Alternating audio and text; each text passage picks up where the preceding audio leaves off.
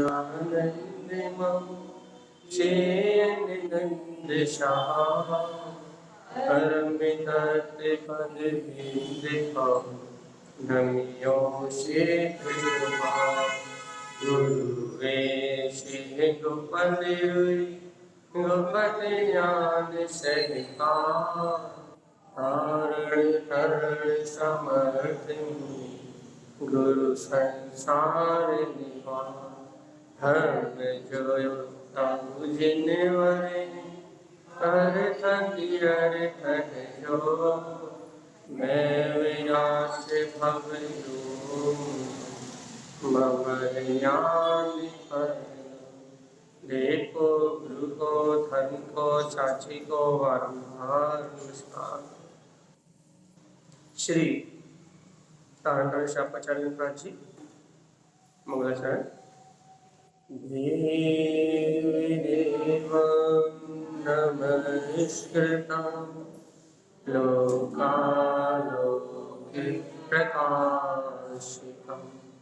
त्रैलोक्यं भुवनाथं ज्योति ओंकारं च विन्दते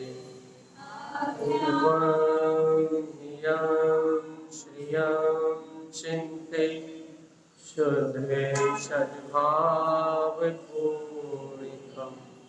सम्पूर्णं स्वयं निरूपं प्रुवातीत विन्दसंयुक्तम्। पूरे आचार्य प्रवर सद्गुरु संत तारण कमलाचार्य जी महाराज जी की मंदचरण एक साथ।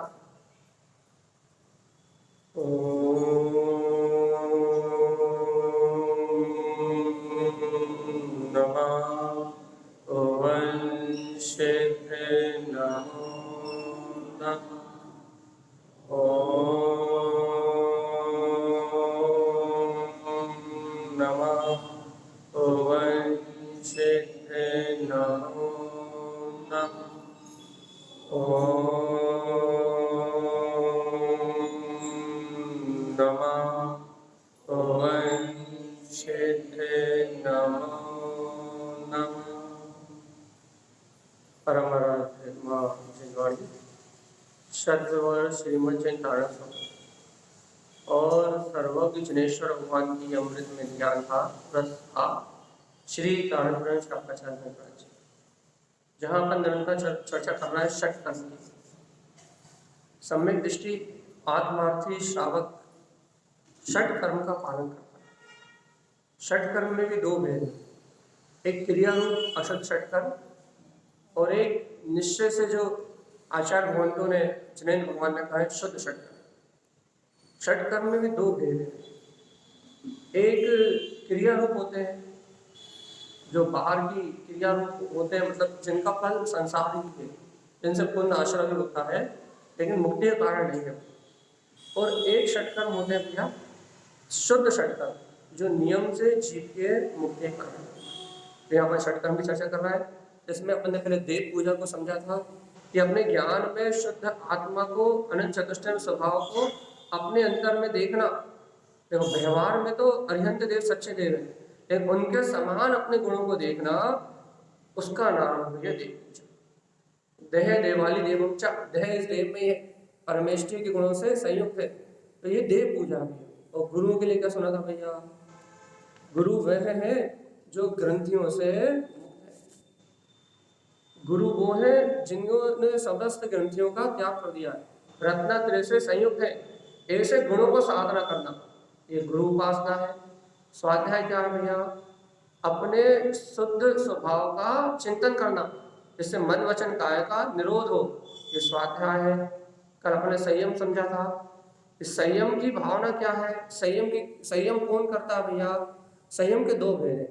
इंद्रियों का राजा मन है, इसको बस में करना, और 6 काय के जीवों की रक्षा का भाव रखना।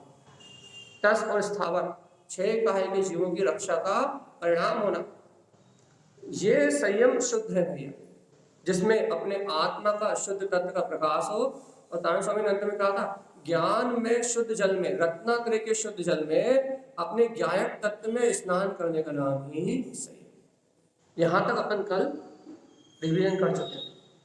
अब अपन चल रहे हैं तप की ओर।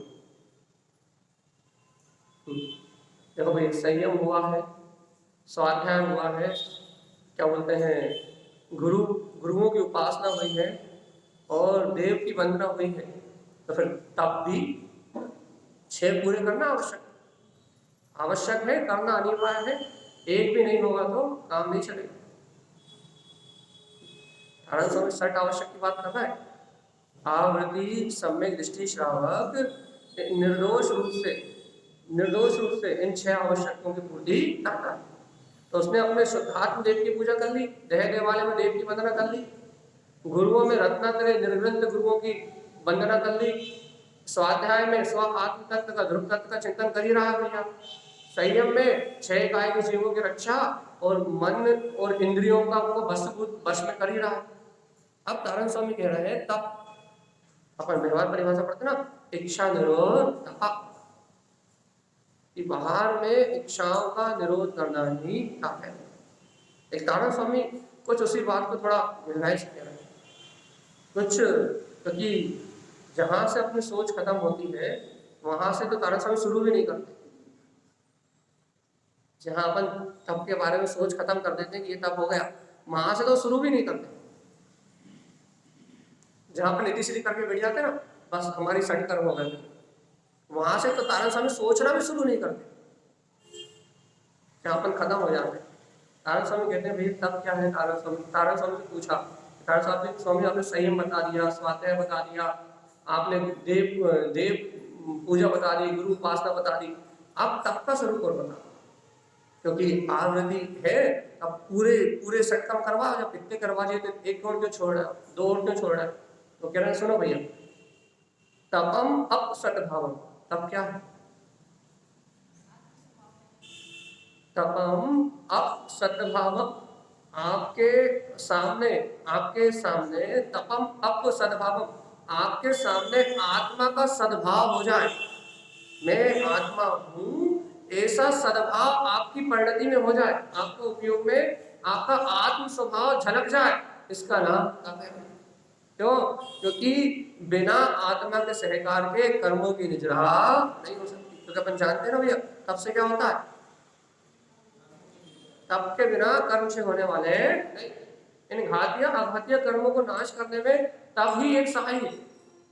तपस्या करना पड़ेगा भाई। तो कैसे तपस्या करना पड़ेगा भैया? हिमालय की चोटी पे जाके एक पैर पर खड़े होना पड़ेगा। अच्छा, 15 दिन का उपवास करना पड़ेगा। ये सब हो जाएगा तो कोई बात नहीं। उपवास करना पड़ेगा, हिमालय की चोटी पे जाना पड़ेगा, या जंगल में जाके रहना पड़ेगा, ये सब हो जाए तो कोई दिक्कत नहीं। लेकिन ऐसा करना पड़ेगा का विकल्प है तो अपन तप को भी नहीं जाएंगे।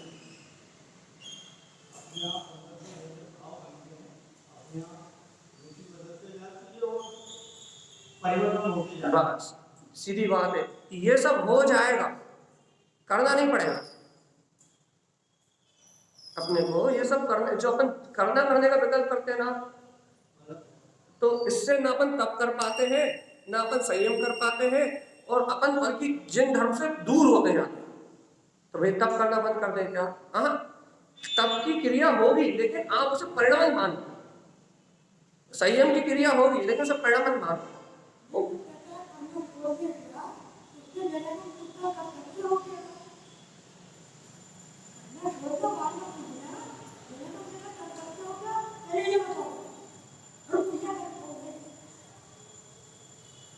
देखो, इस सिद्धांत की बात करें तो जीव पर पुद्गल को परिणमन करा ही नहीं सकता, और अपन 2 का निर्णय नहीं कर पा रहे हैं ना कि जीव क्या कर सकता है और क्या नहीं कर सकता, बस काम खत्म। हाँ, जीव क्या कर सकता है और जीव क्या नहीं कर सकता। जीव कर क्या सकता है? जीव अपने गुणों के अनुसार परिणमन कर सकता है, अपने स्वभाव अनुसार, अपने गुणों के अनुसार जीव परिणमन कर सकता है। और जीव क्या नहीं कर सकता? जो उसके गुण नहीं है, जो जीव के गुण नहीं है वो जीव अपन जो उसके गुण नहीं है वो उस रूप परिणमन नहीं कर सकता। तो अब शरीर जीव का गुण नहीं है, राग द्वेष कसाय क्रोध मान माया लोभ जीव के गुण नहीं है, भूख प्यास जीव का गुण नहीं है। तो अब जो जीव का गुण ही नहीं है वो जीव कैसे कर सकता? अच्छा बताओ, तब जीव का गुण है कि नहीं है? उत्तम तप वो जीव का गुण है। क्यों? क्योंकि उसमें अप सद्भाव है, क्योंकि उसमें स्वयं का सद्भाव है, उसमें बाहर शरीर को तपाने की बात ही नहीं है।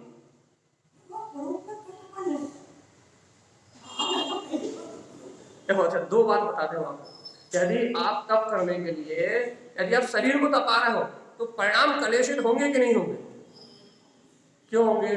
क्योंकि आपने मांस एकत्र तोड़े बिना आए, क्योंकि आप उस शरीर से एकत्र तोड़े बिना आए हो। यदि आप शरीर से एकत्र तोड़े बिना आओगे तो भूख लगेगी तो कले होगी, कले होगी तो परिणाम बिगड़ेंगे, परिणाम बिगड़ेंगे तो आश्रम बंद रुका नहीं, आश्रम बंद रुक गया क्या? आश्रम बंद तो बढ़ गया। क्यों बढ़ गया भाई आश्रम बंद? क्योंकि कड़े परिणामों की विचलितता से परिणाम जितने विकल होते हैं, विकल मतलब विचलित समझ लो अपनी भाषा में, आकुलित समझ लो अपनी भाषा में, विकल मतलब आकुलता विचलित, परिणाम जितने विकल होते हैं उतनी तीव्र आश्रम बंद होता है। तो अपन ने क्या करा भैया, अपन ने ये बात सुनी कि तब से कर्मों की निजरा होती है, अकाम निजरा सकाम निजरा सब सुनी। तो क्या कह रहा है भैया, कर्मों से केवल तब से कर्मों की निजरा होती है। तो भैया ये बात मान रहा है कि अपन कर्म अर्थात अपन तप करेंगे तो कर्मों की निजरा होगी, तो लेकिन तब से कर्मों की निजरा होती है ना, तो कौन से तप से ये बताओ? ताप आएगा चाहिए शरीर को तपाने से, मन को तपाने से, इंद्रियों को तपाने से। हाँ इन्हें तपाना अच्छा है, लेकिन कब अच्छा? तो तारण स्वामी कह रहे तपम अप सद्भावम, यदि आत्मा का सद्भाव हो और आप इंद्रियों को तपा दो कि हम तुम्हें तुम्हारे विषय नहीं देंगे, तो उत्तम अति उत्तम और मुक्ति का मार्ग बन जाए। और यदि आप इंद्रियों को तपाओ, मन को तपाओ और शरीर को धूप में खड़ा कर दो, शरीर को धूप में तपा दो, और यदि आत्मा का सद्भाव ना हो तो फिर क्या होगा?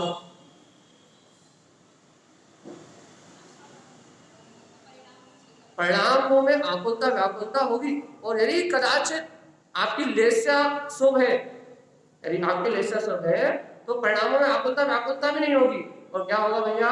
शुभ आदि गति का बंध बन जाएगा, लेकिन मुक्ति का मार्ग बनने वाला। इतनी सी बात तारण स्वामी कहना चाहते हैं भैया कि अपन जहां तप करते हैं जहां वहां तप होता ही नहीं।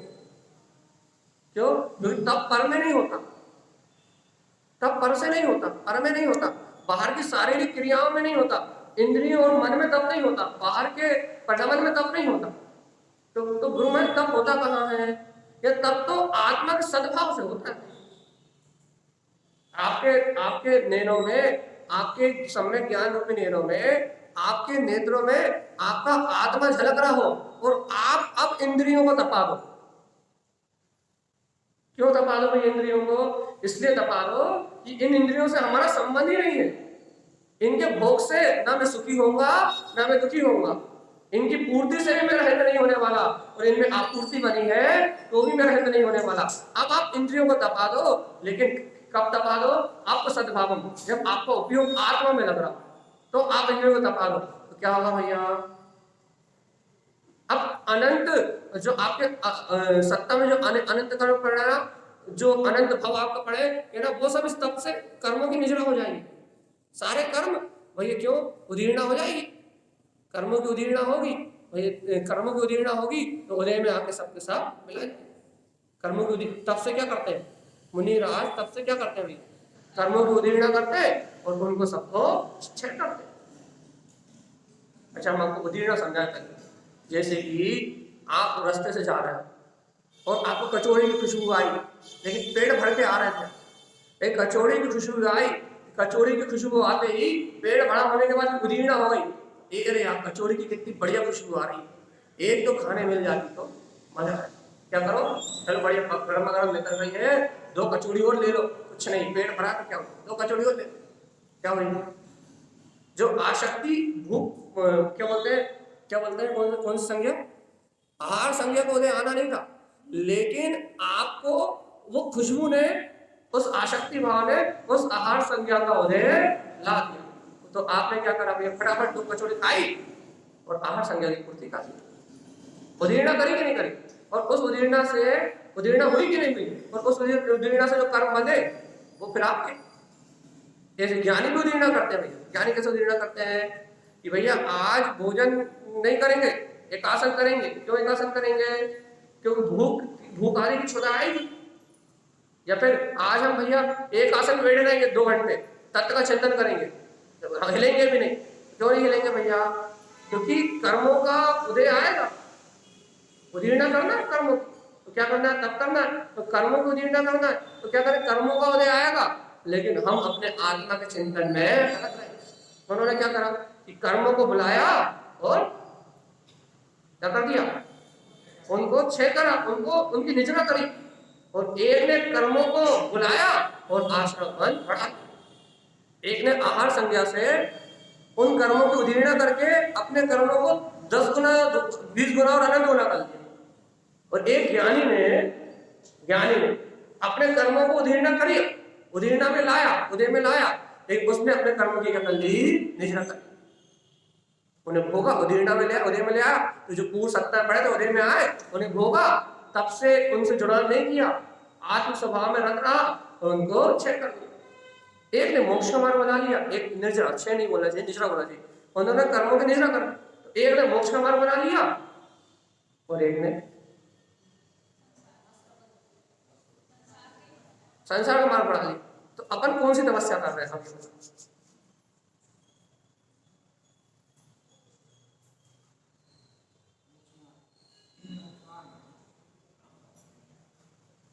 निजरा वाली कर रहा है, कर्मों की निजरा करने वाली तप को तप मान रहा है, या फिर कर्मों को बढ़ाने वाले तप को तप मान रहा है। भाई निजरा वाला मार्ग समझ में आया था ना, तो बात ही अद्भुत थी।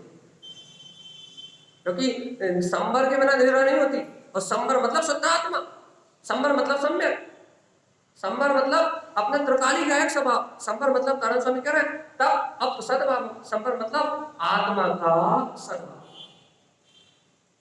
क्योंकि आत्मा के सद्भाव के बिना निजरा होने वाली नहीं, संबर के बिना निजरा नहीं होगी। अब संबर भाव के लिए आप पहले क्या बताओ, तपम अब सद्भाव, तब क्या है, अपने त्रिकाली स्वभाव, अपने त्रिकाली आत्मा के शुद्ध स्वभाव का तुम्हारी दृष्टि में सद्भाव हो जाए, तो इसका नाम तप है भैया। अब ये शुद्ध तप कितना कर रहे हो आप, बाहिरंग तो कर रहे हो, शुभ भाव बस कर रहे हो, आकुलता शरीर में कष्ट सहन करके कर रहे हो, शरीर की आकुलता सहन करके कर रहे हो, परिणाम बिगड़ रहा है तो भी कर रहे हो। लेकिन भगवान आत्मा अंतर तप कहाँ है, आत्मा के सद्भाव से, अपने त्रिकाली ध्रुव स्वभाव के सहकार से वो तप कहाँ हो रहा है, जिससे कर्म निचरित होते हैं, कर्म बनते नहीं, कर्मों की निचरा होती है, वो कहाँ। और जब तक वो नहीं है तब तक भैया तारण स्वामी कह रहा है आप श्रावक नहीं हो। तो श्रावक कौन, जो अपनी शक्ति अनुसार तप करे। श्रावक तो वही है ना, 6 आवश्यक रोज करने उसे। अच्छा बताओ, अपन मंदिर में आकर रोज नियम लेते हैं, या फिर आज भोजन की थाली में बैठे, मैंने बताया नहीं डंका नहीं पीटा और आज नमक का त्याग किया। अब सारे आइटम नमक के बने, बिना नमक का भोजन कहाँ से लेके आओ,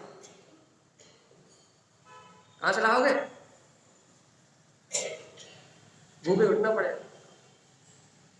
तो भगवान आत्मा यहाँ क्या कह रहे हैं, आप शक्ति अनुसार तप करो। कैसे करोगे, हार संज्ञा, भय संज्ञा, मैथुन संज्ञा, परिग्रह संज्ञा, चारों संज्ञाएं हैं। इन चारों संज्ञाओं का भैया उदय निमित्तों के माध्यम से भी आ रहा है, और अनादिकाल से संस्कार है, उन संस्कारों के रूप अंतर से उदय भी आ रहा है। छत के ऊपर खड़े हो जाओ और नीचे झाँको, भय लग सकता है, और गाड़ी चला रहे हो तो भी डर लग सकता है कि कहीं एक्सीडेंट ना हो जाए, और यदि बाहर में किसी एक्सीडेंट की चर्चा सुन लो तो भी भय लग सकता है कि कल मेरे साथ ना हो जाए। तो चारों संज्ञा की उदीर्णा भी हो रही है, उदय भी आ रहा है, सब कुछ निमित्त मिल रहा है, संयोग मिल रहा है, कर्म आदि जगत की व्यवस्था चल रही है। लेकिन इसमें तप कहाँ है, तपस्या कहाँ है, तपस्या त्याग तपस्या कहाँ भैया? कल संयम की बात हो गई थी।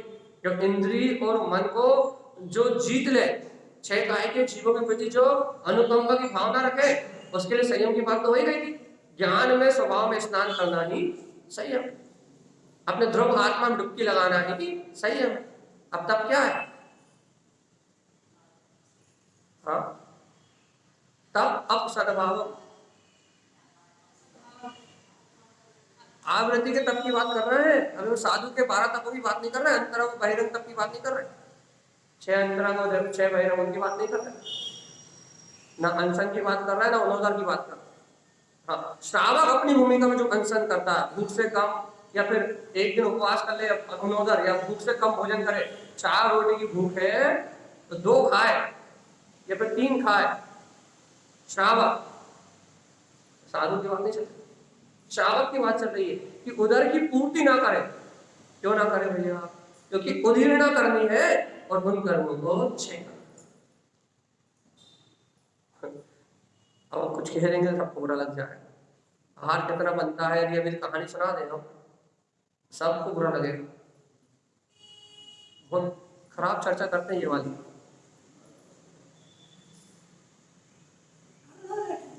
है।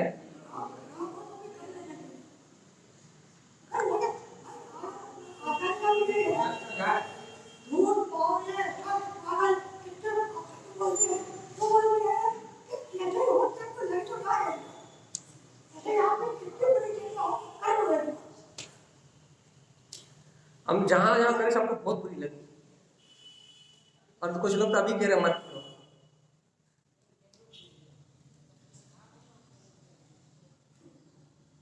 यहाँ उदीर्णा की बात चल रही हुई है कि कर्मों को उदय में लाते हैं, कर्मों को उदय में लाते हैं, आसक्ति भाव को तोड़ते हैं।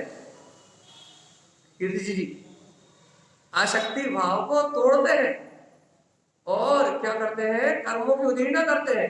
तो उससे क्या होता है? तब होता है। और अब इतना भर देते हैं कि तू करना भी चाह रहा हो तो कर मत लेना। अब तो शब्द शुरू कर दी हमने अपने, तो बहुत बुरे लगेंगे। तुम कर भी ना, तुम मना भी कर रहे हो, तुम करना भी चाह रहे हो ना, तो हम कैसे करने देंगे? हम संसार में मर रहे हो, तुम कर्म कुछ करो। अब एक दो शब्द बोल रहे इतने में ही बुरा लगने लगेंगे, अब ज्यादा बोलेंगे तो फिर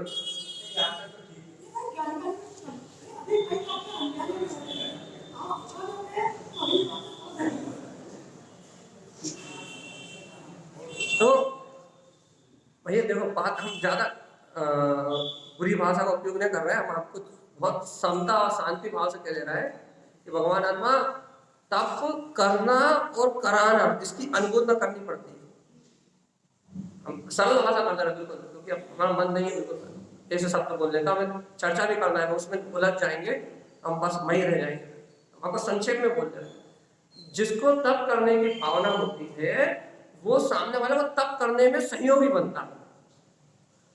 और लेकिन जब अपन स्वयं आसक्ति में डूबे हो, अपन स्वयं खाने पीने में और बनाने में डूबे हो, अपनी रुचि यदि चोखे की हो, अपनी रुचि यदि बनाने की हो, रुचि अपनी अपनी खिलाने की हो, तो अपन स्वयं खाने में लालची है, स्वयं खाने में मदमस्त है, खिलाने में मदमस्त है, तो अपने को स्वयं को तप करना नहीं है और दूसरे को तप करने देना।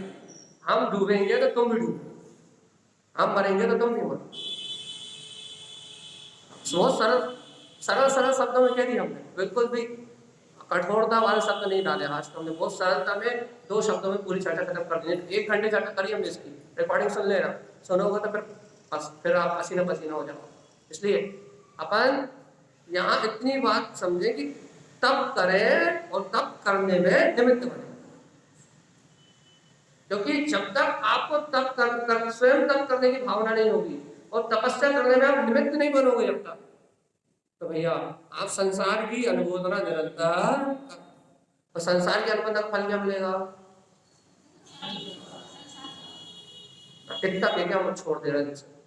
तपम अब सद्भाव, तब क्या भैया? अपने आत्म स्वभाव का सद्भाव होना ही तप है। इतना इतना अपने को गहराई से, अंतर गहराई से पकड़ में आ जाए। इसी बात में जब तक अपने को अपने आत्म स्वभाव की रुचि नहीं है, तब तक अपने को भी अपने शरीर का पोषण दिखेगा और सामने वाले के शरीर का पोषण दिखेगा। शरीर के पोषण के अलावा कुछ नहीं दिखेगा। अपना भी शरीर का पोषण दिखेगा कि हमारा शरीर कैसे स्वस्थ रहा है, हम सुंदर कैसे दिखे, हम अच्छा कैसे ग्रहण करें, हम अच्छा कैसे उपयोग करें, और सामने वाले का शरीर भी कैसे अच्छा। शरीर दृष्टि है ना, देह दृष्टि है ना, देह से ममत्व दृष्टि है ना, तो अपने देह की सुरक्षा और सबके देह की सुरक्षा, चाहे परिवार वाले हो, चाहे साधु हो, चाहे संत हो, बट शरीर की सुरक्षा, आत्मा की सुरक्षा का कोई चिंता नहीं। इस शरीर के साथ, इस देह देवालय में जो देव रहता है, उस देव की कोई चिंता नहीं है, उस देव की रक्षा का कोई भाव नहीं है। किसकी रक्षा का भाव भैया? शरीर में आसक्त है, शरीर की अपनी दृष्टि देह दृष्टि है, अपने शरीर की रक्षा का भाव है, और शरीरों की रक्षा का ही भाव है। लेकिन हम ये नहीं कह रहे कि शरीर की चिंता मत करो, पड़ोसी का ख्याल रखना अच्छी बात है, धर्मात्माओं का सत्कार करना या उनका ध्यान रखना, उनकी आवश्यकताओं की पूर्ति करना अच्छी बात है, लेकिन आत्म दृष्टि से देखो, तब अब सद्भाव। यदि वो तपस्वी है तो आत्म दृष्टि से भैया, आपका विचार विवेक से होना चाहिए, आत्म दृष्टि से होना चाहिए। अब यदि अपना विचार आत्म दृष्टि से नहीं है भैया, इतने दिनों में तो एक दिन तो मिला है, और रोटी दाल रोटी कैसे खिला दे, हलवा पूरी मिठाई जितने भी व्यंजन होते हैं एक ही दिन तो मिला है, वो तो पूरे खिलाएंगे ना। हम जो सबसे अच्छा बनाते हैं वो तो आपको खिलाएंगे, हम क्या करें? अब विषय फंस जाए ना तो दिमाग से निकलता नहीं, फंस गई कैसे, कोशिश कर रहे निकाल दे। तो कह रहे हैं तब अब सद्भाव, तब क्या है? आत्मा हम छोड़ रहे, कोशिश कर रहे हैं, और तारण समय क्या कह रहे हैं? सुनो, तपम अब सद्भावम शुद्ध तत्व साचिंतनम। देखो तब क्या है, अपन तब क्या मानते हैं कि अपन बहुत सारा बोलना, बहुत सारी मेहनत कर ली हो, बहुत सारा उपवास कर लिया हो, बाहर में बहुत सारी क्रिया कर ली हो, शिखर जी की सीढ़ियां चढ़ ली हो, तो अपन तब मानते हैं। और तारण समय क्या कहते हैं? तपम अब सद्भावम, अपने आत्मा का सद्भाव होना तप है। तो तारण समय कैसा सद्भाव? शुद्ध तत्व साचिंतनम, मैं ही शुद्ध तत्व शुद्ध आत्मा हूं, साचिंतनम, ऐसा स्वयं का चिंतन जब स्वयं होने लगे, साचिंतनम कहा है, ऐसे सम्यक चिंतन का नाम तप है। उठते बैठते खाते पीते इंद्रिय विषयों से अलग मैं आत्मा ही शुद्ध विराग स्वभाव वाला हूं, शुद्ध तत्व साचिंतनम, ऐसे स्वयं के तत्व का चिंतन होना भी तप है। अब बताओ, अपन उपवास तो कर लेते हैं, लेकिन उसमें तप होता है कि नहीं होता? तप के भी दो भेद हैं, मिथ्या तप और सम्यक तप। एक तप होता है लौकिक स्वार्थ की पूर्ति के लिए, अर्थात मिथ्यात्व सहित, काय के लिए कि भूखे रहो, उपवास कर लो, व्रत करो, नियम कर लो, जिससे क्या होगा? स्वर्गों की प्राप्ति हो, और होती नहीं है लेकिन होगी। एक तप होता है मिथ्या तप, क्योंकि इस पंचम काल में इतनी सहनत भी नहीं है कि अपन मिथ्या तप भी कर सके। सुबह खाओ, शाम को फिर को किया जाता है, एक आसन बैठने के लिए ताकत ही नहीं है, जरा में तो तुम्हारा आड़ी टेढ़ी, प्रवचन में तो 2-4 बार ऊपर नीचे हो जाता है। तो यहाँ सहनत नहीं है, यहाँ तो वो तप भी नहीं हो पा रहा जो बाहर से तप होता है ना, जिससे स्वर्गों की प्राप्ति होती है, जिससे स्वर्ग आदि मिलते हैं, ऐसा तप भी नहीं हो पा रहा यहाँ। क्यों नहीं हो पा रहा? तो शरीर में सहनत जैसी कोई चीज नहीं। एक टाइम खाओ तो दूसरा टाइम फिर भूख लग जाती है, और 2 टाइम के 4 बार भी खा लो तो भी हाय हाय हाय हाय हाय, भूख, कभी भूख से बच गए तो प्यास, वे रात में 10 बजे तक पानी पीते, अरे 2 बजे तक पी लो, क्या अंतर पड़ता है? तो ये क्या करे, यहाँ वर्तमान में तप जैसी कोई बात ही नहीं है, तपस्या जैसा कोई विषय नहीं है। क्यों नहीं तपस्या जैसा विषय? क्योंकि सहनन जैसी कोई चीज ही नहीं है। क्या सहनन?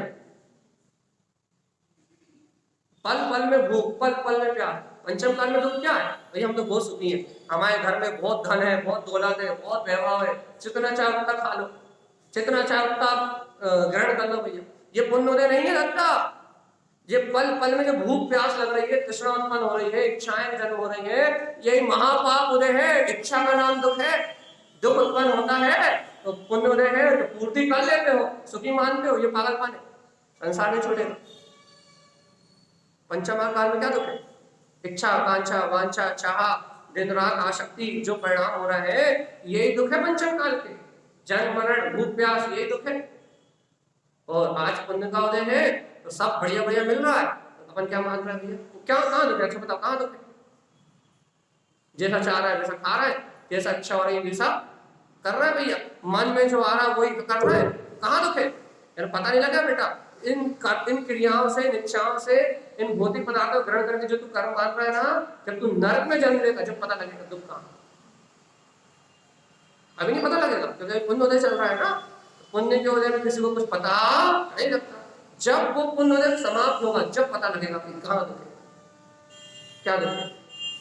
ठीक है, यहाँ आचार्य देव कह रहा है क्या कि शुद्ध तप करो।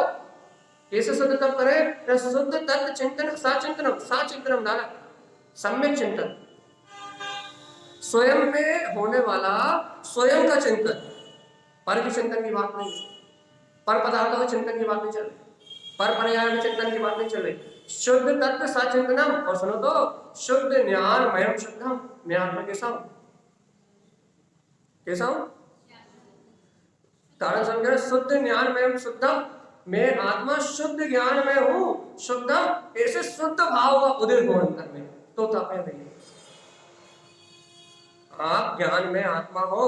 कैसे ज्ञान में आत्मा हो? शुद्ध ज्ञान में आत्मा हो, ऐसा शुद्ध भाव आपके अंदर से उत्पन्न हो, तो तब अपनी शुद्धता का भाव स्वयं से जन्म ले कि मैं शुद्ध हूं। आपके मति ज्ञान की निर्मलता हो, आपके शुद्ध ज्ञान की निर्मलता हो। कल रात की याद है कि नहीं? 2 थाली याद है? कौन सी वाली अच्छी? जनवाड़ी वाली। दोनों थाली याद है कि नहीं? शाम को पूछेंगे कि कौन सी थाली लोगे, याद है ना? अब जो शाम को आए तो नहीं याद है, जो नहीं आए उन्हें नहीं याद, तो अपनी थाली डिसाइड करके आना। वो जो नहीं आए थे अध्यक्ष साहब, क्या बोलते हैं, शाम को सुन के आना, तो थाली बतानी पड़ेगी, यूट्यूब से सुन के आना, हमें नहीं मालूम, नहीं आए तो आप जानो। शाम को थाली डिसाइड करनी पड़ेगी कौन सी वाली, क्योंकि शुद्ध उपभोग की चर्चा प्रारंभ हो गई। मति शुद्ध ज्ञान से शुद्ध उपभोग की चर्चा प्रारंभ हो गई। तो आज थाली डिसाइड करना है, और एक थाली का निश्चय होगा तब आगे की कथा में चलेंगे। अगर थाली डिसाइड नहीं होगी तो आगे की चर्चा नहीं हो रही, आप अशुद्ध उपभोग में चलेंगे। कल अपना फाइनल डिसीजन हो गया था, थाली का निर्णय करना है कौन सी वाली अपनी। ठीक है, तो यहाँ कारण स्वामी कह रहा है अप तप अप सद्भाव। तप क्या है? आत्मा का सद्भाव, शुद्ध तत्व सचेतनम, हे भव्य आत्मा, शुद्ध तत्व का चिंतन करो स्वयं में। और क्या? शुद्ध ज्ञान मयम शुद्धम, हूं कैसा मैं, ये बता, कैसा हूं?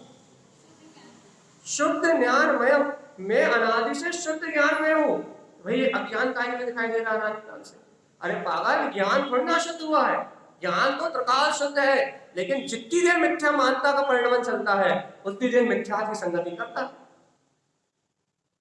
मिथ्या मानता आपकी श्रद्धा सम्यक हो जाए कि नहीं, मैं तो ध्रुव शुद्ध आत्मा ही हूं, मैं तो अनादि से शुद्ध ज्ञान में आत्मा हूं, यदि ऐसा शुद्ध भाव प्रकट हो जाए तो ज्ञान तो त्रिकाल शुद्ध है और सम्यक की संगति करता है, तो सम्यक ज्ञान कहलाता है। लेकिन भगवान जी, ज्ञान तो तब भी शुद्ध है और अब भी शुद्ध, उसको क्या लेना देना? उसका काम तो जानता है, तो जानता है, उसका काम तो अनुभव करना है, वो अनुभव कर रहा है। आप मिथ्या को सामने रख देते हो तो शरीर आदि का अनुभव करने लगता है, राग आदि कसाय का अनुभव करने लगता है। और यदि आप सम्यक को सामने रख देते हो तो उसका जो स्वभाव है, त्रकालिक स्वभाव है, वो ज्ञान का ज्ञान में वेदन करने लगता है। बस ज्ञान को राग देश थोड़ी ना, राग देश तो मोहिनी कर्म की चारित्र। देखो ज्ञान तो, देखो क्या कहते हैं, ये क्या बोलते हैं, राग देश तो मोहिनी कर्म की पर्याय है, चारित्र मोहिनी और दर्शन मोहिनी कर्म की पर्याय है राग देश। ज्ञान में राग देश थोड़ी ना, दोष चारित्र में और दर्शन में आता है, ज्ञान में दोष बताओ। अब आप अगर ज्ञान में दोष अज्ञान है, तो अज्ञान काहे के कारण से उत्पन्न हुआ? मिथ्या के कारण। अज्ञान मतलब जो ज्ञान ही नहीं है उसे अज्ञान कहते हैं। अज्ञान मतलब क्या? आ लगा के नहीं लगाते? ज्ञान मतलब जिस इंद्रिय ज्ञान को अपन ज्ञान मानते हैं वो ज्ञान ही नहीं है, उसका नाम अज्ञान है। अब जहां ज्ञान नहीं है, यदि मां मानोगे तो दोष मानता का है, ज्ञान का नहीं है। जहां है ही नहीं वहां मानोगे तो दोष किसका है? मान्यता का। तो फिर आत्मा कैसा भैया? तो तारण सब कह रहे शुद्ध ज्ञानमय, ये आत्मा अनादि से शुद्ध ज्ञानमय है। अच्छा बताओ, यदि आत्मा शुद्ध ज्ञान नहीं मन में नहीं होता तो तुम शुद्धता की बात कैसे सुनते? वे शुद्धता की बात कैसे समझते? ये शुद्धता की बात अनुभव में कैसे लाते? तो आत्मा का ज्ञान तो शुद्ध भावमयी है, लेकिन जब अपन मिथ्या से या पर पर्याय से संबंध तोड़ देते हैं तो वो शुद्ध ज्ञान अपना प्रकट हो जाता है। और जब तक अपन पर पर्याय से संबंध नहीं तोड़ते तो वो अशुद्ध अवस्था में परिणमित होता है। ज्ञान में अशुद्धि नहीं है, काय में अशुद्धि है? वर्तमान पर्याय में अशुद्धि है। तो वर्तमान पर्याय की अशुद्धि से जब तक जुड़े हैं तब तक ज्ञान के साथ अशुद्ध है। जब तक पर्याय से जुड़े हो, पर्याय की अशुद्धि से जुड़े हो, जैसे कि भाई मरघट गए थे, आज पर्याय की अशुद्धि से जुड़े, आज चैत्यालय में जनवाड़ी नहीं छूना, तो नहीं छूना भैया, मरघट गए थे। अब ये मूर्ता है, कहने के बाद ही सच है। क्या कह रहा है? आज हम मरघट गए थे इसलिए आज जनवाड़ी नहीं छूना, खराखर मूर्ता है, लेकिन फिर भी अपन पालन करते हैं। इसलिए क्या कह रहा है अपन? क्या कह रहा है कि आज अपनी पर्याय में अशुद्धि है इसलिए चैत्यालय नहीं आए। तो भी आ जाए क्या? ऐसा हमने कहा ही नहीं। मान्यता मूर्ता है, अंतर से मान्यता निकाल, आओ या नहीं आओ वो अपना व्यवहार। समाज में चलना समाज के अनुसार पड़ता है, जैसा समाज की व्यवस्था है समाज को उल्लंघन नहीं करा जाता, समाज की व्यवस्था को समाज के अनुसार चलने दिया जाए। हम मान्यता की बात कर रहे हैं, मान्यता, ठीक है, जिसमें दम हो वो तोड़ दे, ठीक है। तो क्या बात है कि वहां से आके जनवाड़ी नहीं छूना, तो ये पर्याय की अशुद्धि है कि नहीं? पर्याय की अशुद्धि है ना, पर्याय की अशुद्धि। तो अब ये पर्याय की अशुद्धि, अब इस पर्याय की अशुद्धि को अपनी अशुद्धि मान लो, और मान लो कि भैया मैं तो मरघट गया था, मैं तो अशुद्धि हूं। अब आत्मा का बोध मत करना, आत्मा में मलिन हो गया है ना, अपनी स्वीकारता ही मलिन हो गई। भाई जनवाणी कोई बाहर से छूने से थोड़ी ना आती, अंतर में भी तो जनवाणी है, उसे बाहर निकाल के बताओ। कोई मरघट गया हो उससे कहो कि आत्मा का चिंतन मत करो। अच्छा एक बात बताओ, पहले के मुनिराज, पहले के साधु और पहले के पंडित और पहले के जो श्रावक होते थे वो 14 और अष्टमी के दिन मरघट में जाकर साधना करते थे, पूरी रात वहीं बैठ के तपस्या करते थे, और दूसरे दिन आके उनके आप चौके लगाते थे, और मुनि महाराज तो नहाते ही नहीं हुई। आप कहोगे उन्हें इतनी विशुद्धि हो गई। हम भी मान रहे थे, हमने आपको समाज के नियम नहीं तोड़े, हम तो मान्यताएं तोड़ने की बात कर रहे हैं कि पर्यायगत अशुद्धि को अपनी अशुद्धि मान लिया। तो अब यदि पर्यायगत अशुद्धि से जुड़ गए, मतलब मिथ्या सिद्धांत है, आप वस्तु स्वभाव को नहीं जानते, यदि आप पर्यायगत अशुद्धि से जुड़ गए तो आपका ज्ञान मिथ्या हो जाएगा, क्योंकि आपने वर्तमान अशुद्ध पर्याय को अपना मान लिया। मैं स्त्री हूं, ये कौन से पर्याय है? वर्तमान अशुद्ध पर्याय। मैं पुरुष हूं, ये कौन से पर्याय है? वर्तमान कर्मजन्य अशुद्ध पर्याय है। यदि आप इस अज्ञान अर्थात इस पर्याय से जुड़े तो आपका ज्ञान कैसा हो जाएगा? अज्ञान, मिथ्या ज्ञान। ज्ञान की पर्याय में मिथ्या आई है, ज्ञान का जो परिणमन है एक समय की पर्याय है, उस एक समय की पर्याय में अशुद्धि आई है, और वो पर्याय प्रति समय बदल रही है, लेकिन ज्ञान कैसा है? आप इस समय उस शुद्धता के कारण सत्य को स्वीकार कर पा रहे, यदि उस ज्ञान में वो शुद्धता नहीं होती तो आप इस सत्य को स्वीकार कर ही नहीं सकते थे। पर्याय में शुद्धि है लेकिन ज्ञान में प्रकाल शुद्धि है। अब इस बात को आपको तारण स्वामी की भाषा में समझोगे, तारण स्वामी कह रहा है शुद्ध ज्ञान में मैं आत्मा शुद्ध ज्ञान में हूं, शुद्धम हे भव्य आत्मा। ये शुद्धता का भाव प्रकट हो रहा है कि नहीं? इसका नाम तप है कि मैं आत्मा शुद्ध ज्ञान में हूं, तथा ही निर्मलम तपम। और यदि ऐसा बोध हो रहा है कि मैं आत्मा शुद्ध ज्ञानमय हूं, तो तथा ही, तो इसी को क्या कहा है, निर्मलम तपम, इसी को निर्मल तप कहा है। यदि ऐसा बोध हो रहा है तो आपका तप निर्मल है और निरंतर कर्मों की निष्ठा करने वाला है, नियम से मुक्ति का कारण है। तथा ही कहते तभी ऐसा जान रहे हो, तभी यथार्थ में भूतार्थ में तब कब है, जब भैया शुद्ध ज्ञानमयम शुद्धम शुद्ध तत्व सचिंतनम, तब अब सद्भावम, जहां आत्मा का सद्भाव है वही तब प्रकट है। और उस आत्म स्वभाव का, अपने शुद्ध तत्व का, अपने स्व आत्मा का चिंतन नहीं है, तो स्व आत्मा के चिंतन के बिना कोई तपस्या नहीं। अब आप आपका कंधम, आपकी तपस्या कौन सी है, सच्ची है झूठी? तब तो सब करते हैं, तब तो सब करते कि नहीं करते, शक्ति अनुसार सब करते, लेकिन बहुत मिथ्या तप है सब में, बस इतना निर्णय करना। यहाँ इतने लोग बैठे हैं, एक भी नहीं है जो तप नहीं करता, सब व्रत लेते हैं, सब नियम करते हैं, सब संयम करते हैं, लेकिन आपका तप मिथ्या है सम्यक, इसका निर्णय अभी कर लो। 99% मिथ्या, 1-8% यदि कोई हो तो अनुमोदना के योग्य। भगवान जी वो त्रिकालिक शुद्ध आत्मा, उसका सद्भाव करके तप करो तो तपस्या, और आत्मा को भूल के क्रिया करते रहो तो अपराध। यदि वो त्रिकालिक ध्रुव आत्मा उस वितराग तत्व का सुमरण करके, अपने गायक तत्व की स्थापना करके, मतलब वेदी पे स्थाप करो और फिर वेदी प्रतिष्ठा करो तो वेदी प्रतिष्ठा, और वेदी पे चंद्रवाणी स्थापित मत करो और प्रतिष्ठा करो, फिर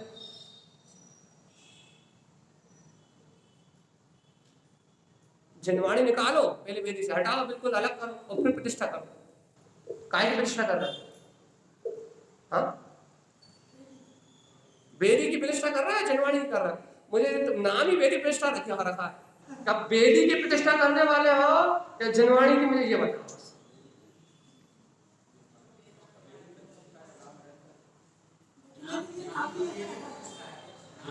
अब बात तो यही हो रही कि प्रतिष्ठा वेदी की हो रही है या जनवाणी की हो रही, समझ में नहीं आ रही।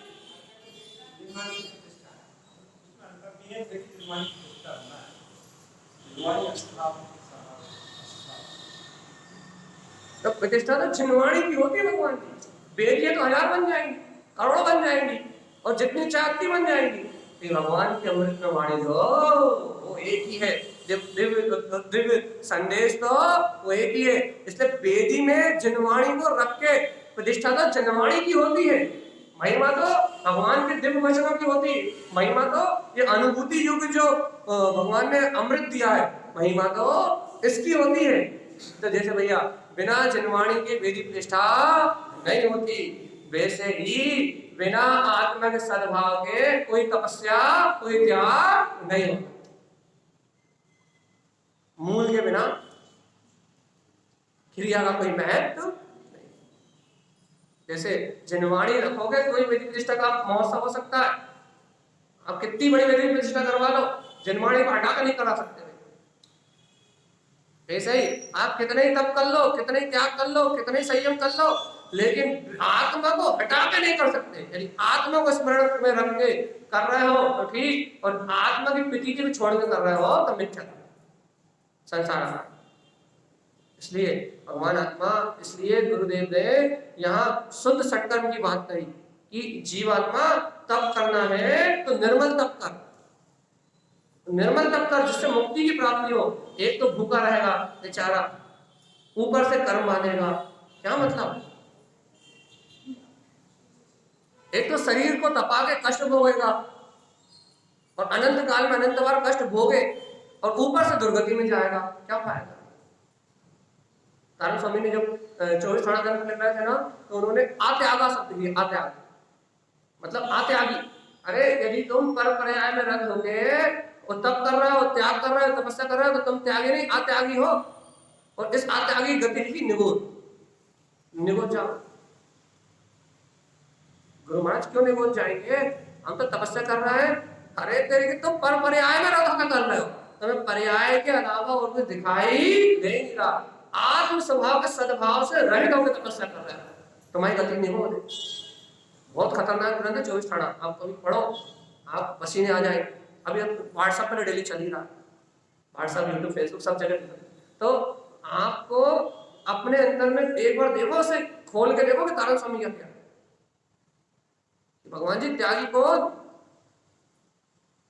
जैसे आत्मा का सद्भाव, त्यागी का काम क्या भैया, तारण स्वामी ने कहा त्यागी का काम है पर पर्याय को नहीं देखना। त्याग करना है कायगा कि पर पर्याय का त्याग करना है। त्यागी को क्या करना है, त्यागी वो है जिसे पर पर्याय का त्याग करना है, जिसने पर पर्याय में रत होने की सारी अभिलाषाएं छोड़ दी। जैसे मंदिर से मतलब नहीं है, धर्मशालाओं से मतलब नहीं है, औषधालय से मतलब नहीं है, गौशालाओं से मतलब नहीं है, दान से मतलब नहीं है, समाज से मतलब नहीं है, उसका नाम है त्यागी। क्यों त्यागी भैया, क्योंकि उसने पर पर्याय का त्याग कर दिया।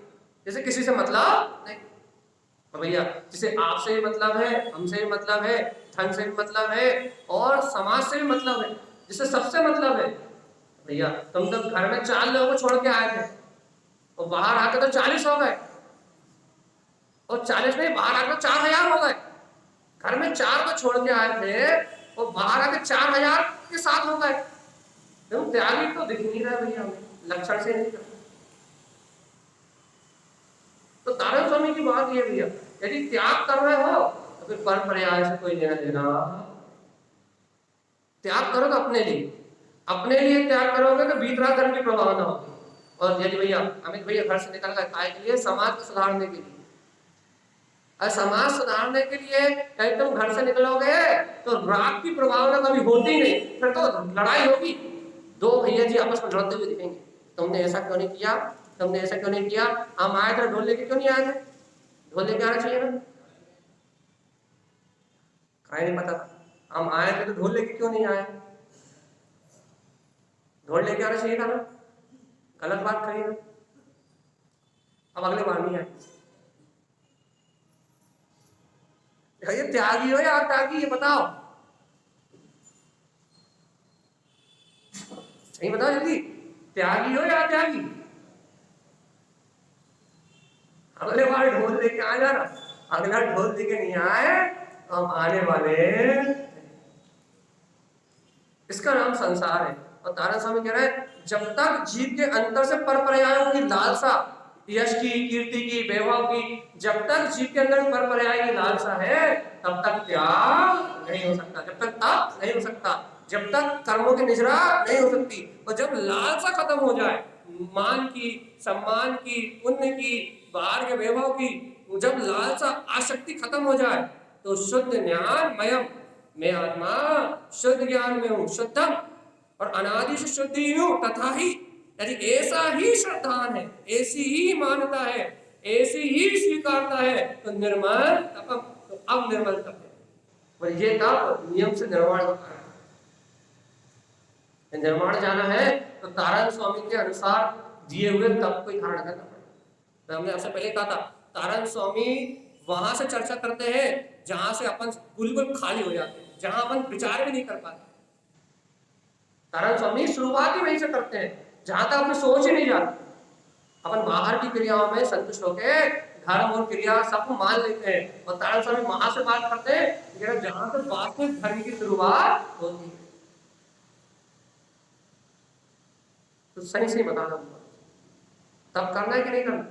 अच्छा, अपन सम्यक दृष्टि श्रावक है कि नहीं है,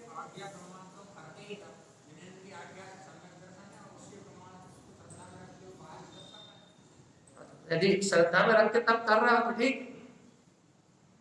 अरे भगवान की वाणी को श्रद्धा में रख के, और मैं गायक आत्मा हूं, आत्मा के सद्भाव से यदि आप तपस्या कर रहे हो, विकासन कर रहे हो, तो ये निर्वाण का फल है।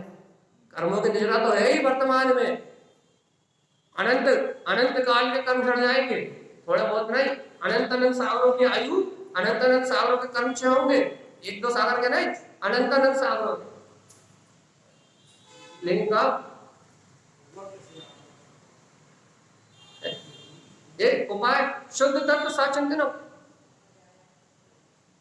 शुद्ध तत्व साचिंतन, सम्यक बुद्धि से कहो आपको आपके शुद्ध तत्व का चिंतन की निरंतर कला। ये अपन स्वाध्याय का जो क्रम बार बार चला रहे हैं ना, इस स्वाध्याय को आप जो सुन रहे हो, ये भगवान की वाणी जो सुन रहे हो, ये वाणी आपके चिंतन का विषय बने। जो आप यहाँ सुन के जाओ वो आपके अंतर में घुलता रहे, तो तपस्या। मन को तपा दो इंद्रिय विषयों के लिए, और मन को स्मरण में दिया इंद्रिय विषयों का, आत्मचिंतन चलता रहे। जो मन आंखों से बाहर के रूप रंग को निहारता रहता था, वो मन आत्मचिंतन में लग जाए। जो मन कानों से गाने सुनता रहता था, वो मन भगवान की वाणी के चिंतन में लग जाए। जो मन इंद्रिय विषय वो भी चिंता ही करता रहता है, भैया अभी ये भैया ये एक टाइम खाने का टाइम हो गया, ये भाई कचौड़ी खाने का टाइम हो गया, समोसे खाने का टाइम हो गया, ये रसमलाई खाने का टाइम हो गया, ये कोल्ड ड्रिंक पीने का टाइम हो गया। जो मन बाहर के भौतिक विषयों के लिए तड़पता था, वो मन आत्मचिंतन में लग जाए तो तपस्या प्राणायाम।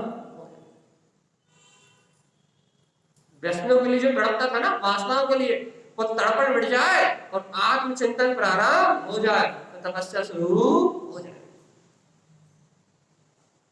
आत्मचिंतन नहीं होगा, तत्व चिंतन नहीं होगा, और यदि जनवाणी का स्थाप नहीं होगा तो आप कितने करोड़ खर्च कर दो, वेदी प्रतिष्ठा नहीं होगी। कितने करोड़ खर्च कर दो, खाली वेदी सूत्र नहीं करवा सकते, जनवाणी रखे बिना नहीं हो। करोड़ों अरबों जितने खर्च करना कर दो, जनवाणी स्थाप करना पड़ेगा। यही है भैया अंतर में, जिन्हें भगवान की वाणी का हृदय में स्थाप करना ही पड़ेगा कि मैं आत्मा ज्ञान में शुद्ध ही हूं, और शुद्धता का बोध आते ही आपके जीवन में क्रांति घट जाएगी। और वो जो क्रांति है उसका नाम है तथा ही। ये सम्यक है, इससे ही तप की शुरुआत होगी।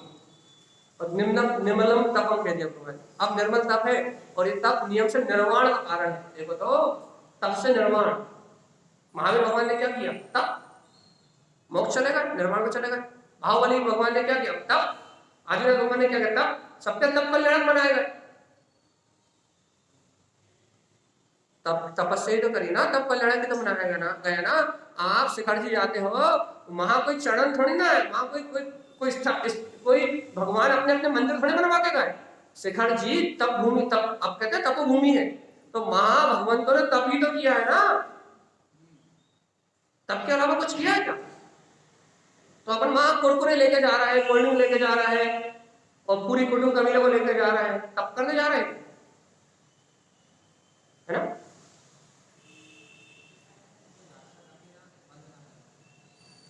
वंदना करना चाह, माजा कोल्ड ड्रिंक और ये लेके तपस्या, मतलब वंदना हो रही है तब की,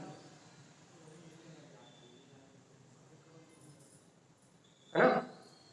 तो अवक्ष ले जा रहे हैं और तपस्या करने जा रहे हैं। वो भैया ऐसी तपस्या, ये तपस्या मोक्ष का कारण है, ये तपस्या से कुछ नहीं होने वाला। तो तारण स्वामी कह रहे हैं तप करो भगवान, ये तप की रुचि रखो, तो तपस्या, तो तपस्थली का महत्व आएगा। आप सेमरखेड़ी जा रहे हो, तो तारण स्वामी की तपस्थली पे जा रहे हो, तो आपको पहले तप करने का बहुमान तो हो कि तप मुक्ति का कारण है। तो तप भूमि पे जाओगे तो तपस्या करोगे, एसी रूम में ढूंढोगे, भाई एसी रूम मिल जाए तो हमारे शांति मिल जाए, एसी रूम मिल जाए कम खर्च में तो आनंद आ जाए।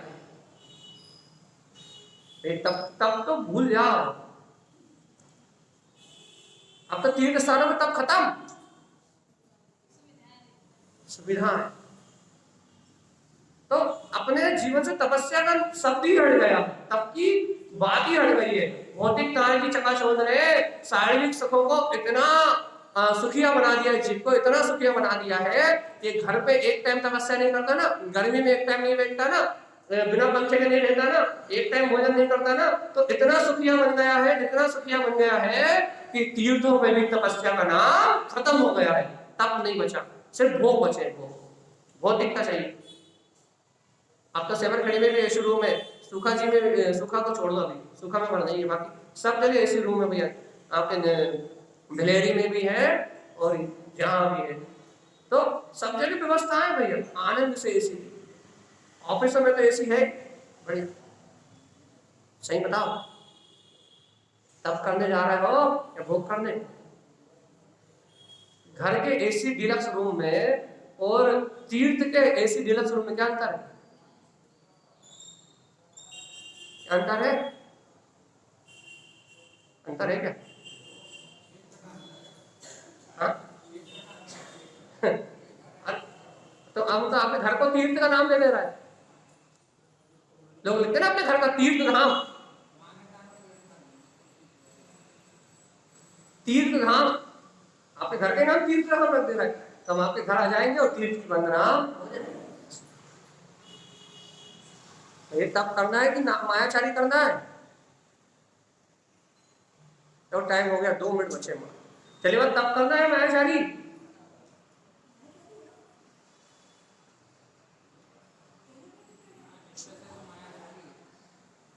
अब निश्चय पूर्वक व्यवहार होता है। अब निश्चय से मायाचारी है तो सारी मायाचारी। अब लोक व्यवहार, इस लोक मूर्त तो संसार का कारण है। लोक मूर्ता ही तो संसार का कारण है। और इस लोक मूर्ता का कारण तो जीव अनादि काल से संसार में जन्म मरण कर रहा। तो भैया अपन अपनी मूर्ता मिटाए। आखिरी बार गाथा काट बोलते हम, क्योंकि आपको तारा स्वामी की बात सुनना है, हमारी बकवास से कुछ होना नहीं है। तब हम अब सद्भाव, तब क्या भैया? अपने आत्मा का, अपने स्वभाव का सद्भाव हो जाए। अनादि काल से तू अपनी चेतना को भूला है, तुझे याद आ जाए कि मैं आत्मा हूँ। अनाचार करूंगा तो नरक जाऊंगा। तीर्थों की सिद्धों की भूमि के आगे आके सिद्ध बनने की जगह भोगों की वांछा करूंगा, तो निगोद से ज्यादा और कुछ मिलने वाला नहीं। तो तब अब सद्भाव, वहां जाके आत्म ध्यान करो तो मुक्ति मिलेगी। और क्या कह रहे तारा स्वामी? शुद्ध तत्व सचिंतनम। भाई सीढ़ी चढ़ते चढ़ते पांव दुख रहा है, इसका चिंतन मत करो। शुद्ध तत्व सचिंतनम। जैसे इन भगवंतों ने अपने जन्म मरण का अभाव कर दिया, एक बार ऊपर चढ़े तो उतर के नहीं आए। प्रभु ऐसी जुगत लग जाए, ऊपर चढ़ते से आत्म ध्यान लग जाए और मुझे कहीं वापस आने न पड़े, तो मुक्ति हो जाएगी। शुद्ध तत्व सचिंतनम।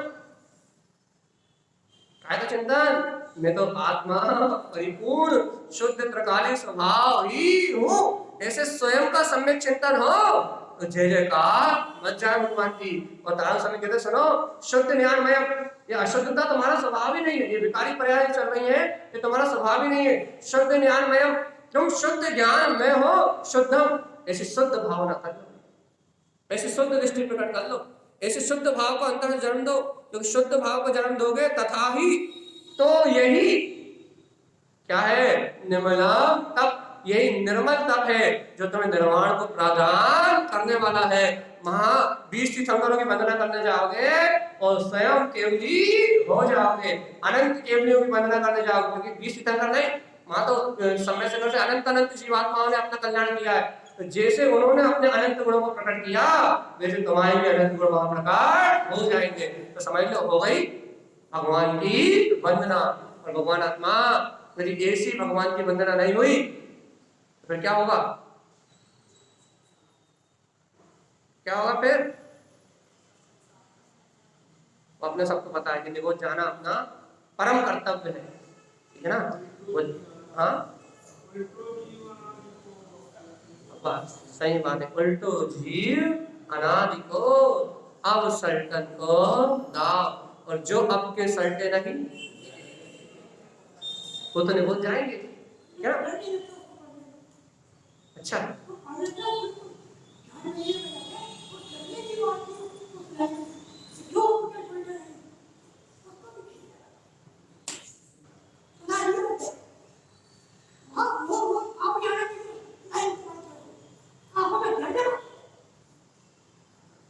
कितना चैलेंज है। आचार्य भगवंत ने, जिनने मंदिर भी लिखी हुई है, जिन कमलावती आदि ने कितना चैलेंज किया है, जी को चैलेंज की, जी की पढ़ती एकदम पलट जाए, अब के नहीं सुनते तो गहरे होता।